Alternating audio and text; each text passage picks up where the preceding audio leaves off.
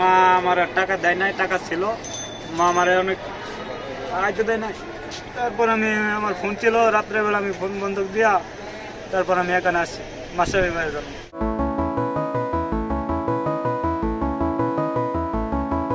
ক্রিকেটারদের নিয়ে আবেগের শেষ নেই। উন্মাদনায় বাংলাদেশি ভক্তরা বাকিদের চেয়ে এগিয়ে।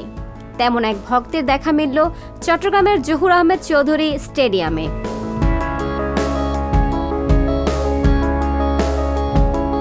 ঢাকার প্রথম পর্ব শেষে বিপিএল এখন চট্টগ্রামে।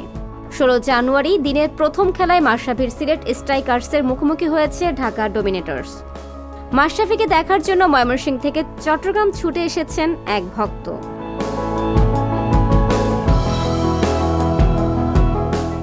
মুমিনুল ইসলাম নামের এই ভক্ত শুধু মাশরাফিকে দেখতে চট্টগ্রাম এসেছেন। খেলার শুরুর দিকে নিরাপত্তা কর্মীদের চোখ ফাঁকি দিয়ে তিনি চলে গেছেন মাঠেও। খেলা শুরুর আগে সংবাদ প্রকাশের সঙ্গে কথা বলেছিলেন মুমিনুল।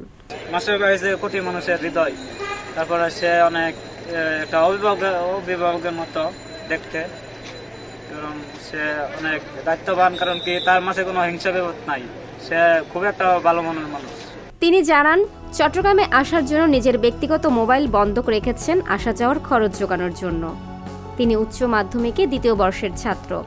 লেখাপড়ার পাশাপাশি কাজ করেন ইলেকট্রিক কারখানায়। মানে কখনো সামনে থেকে দেখেছেন? না, সামনে থেকে আমি দেখিনি, এখনো হয় নাই, কিন্তু চেষ্টা করবো মাশরাফি ভাইয়ের সাথে এক পলক আমি দেখার। মুমিনুল বলেন, তিনি প্রথমে তার মায়ের কাছে টাকা চেয়েছেন, কিন্তু তার মা টাকা দিতে রাজি হননি। মাশরাফিকে দেওয়ার জন্য একটি কলমও জোগাড় করে রেখেছিলেন মুমিনুল, কিন্তু আসার সময় দ্রুত বের হতে গিয়ে ভুলে কলম রেখে এসেছেন। এসব বলার সময়ে আবেগাক্রান্ত হয়ে পড়েন তিনি।